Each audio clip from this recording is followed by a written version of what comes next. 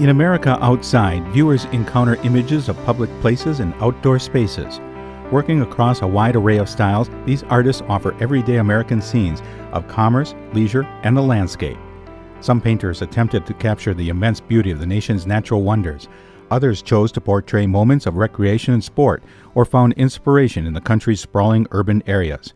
In comparison, Upper Peninsula artists present similar scenes of public spaces and the natural awe that the UP outdoors has to offer, suggesting there is a timeliness of American recreation and landscapes. The painting American Circus in Brittany exemplifies one of the different ways that Europeans imagined American life. Frederick Arthur Bridgman was an American artist who spent most of his career in France, studying in Paris, and often traveling to Brittany during the summer. In the painting, vibrantly costumed circus performers hold a rapt audience. A muscle man and daring woman rider take center stage. Just beyond the ring, a member of the crowd inspects a Native American performer sitting with his back to the ring by the bandstand. The artist depicts the circus troupe in exaggerated roles to pander to the French audience assumption about Americans.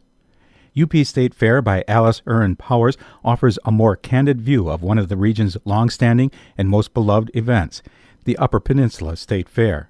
Since its inception in 1928, when it was designed to be more than mere leisure entertainment, the UP State Fair reflects a regional history by celebrating the timber industry and features log rolling, speed climbing, sawing, and axe throwing demonstrations. This glimpse of the Midway highlights the excitement and community pride taken in this annual event.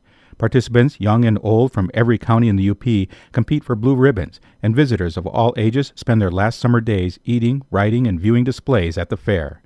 You can see the hustle and delight in the Midway as men, women, and children make their way to their next destination or engaged in some manner in one of the fair activities. The artist fills the composition so that our view of the fair reaches from edge to edge of the picture field. While landscape painters of previous generations looked to the natural world, artists in the 1900s and 1950s sought out new subjects to reflect a changing nation. These artists found inspiration in America's growing cities and urban spaces. In Vincent Ginnelli's Cityscape, viewers look out across the rooftops in a densely populated neighborhood in Newark, New Jersey.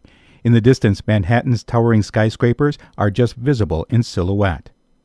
In similar fashion to Ginnelli's Cityscape, Kathleen Conover uses an intriguing juxtaposition of background and foreground to convey her message.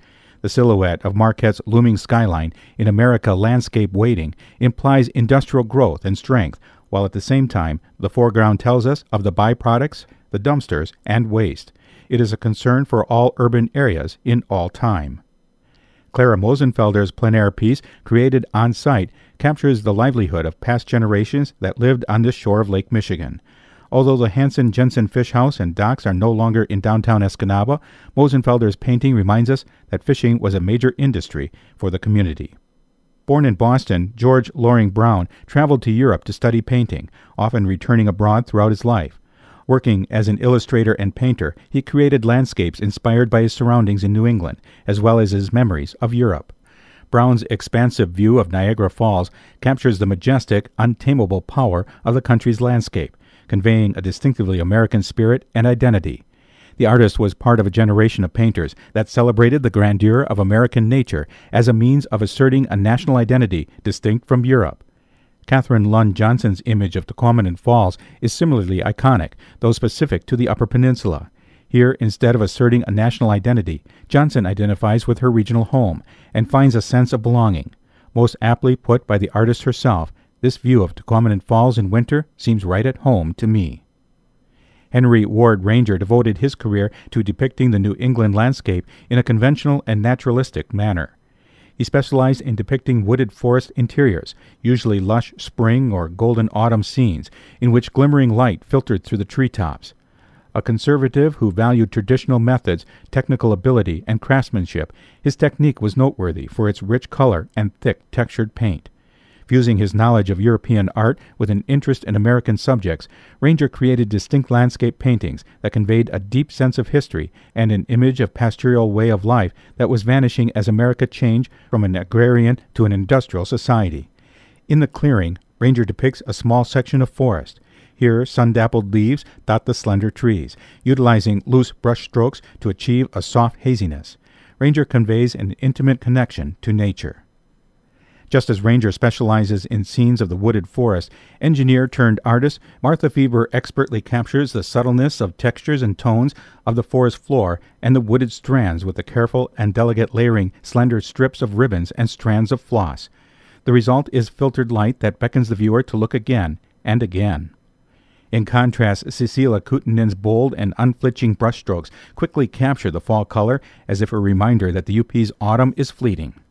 Working in New York at the beginning of the Hudson River School movement, Charles Baker created idyllic landscape paintings of an early American wilderness. In this landscape, Baker creates a painting within a painting, using trompe-l'oeil, a technique that tricks our eyes into thinking the painted illusion is real. Notice how the edges of the landscape appear to curl off the board. By using a trompe-l'oeil technique, Baker creates the illusion of a painting within a painting, raising questions about how images of nature and their meanings are constructed. Baker was one of the American painters who first highlighted the grandeur of the natural world as a symbol of national identity. By reducing towering mountains to a small scale, the artist also seems to suggest the human capacity to conquer nature. In this landscape, Mackinac Island artist Maeve Croghan shares with us the immense beauty abundant on the island. For her central figure, she chooses an iconic landmark known as Arch Rock. Croghan exhibits what she learns from her island landscape, the intimacies of the natural world and the Great Lakes.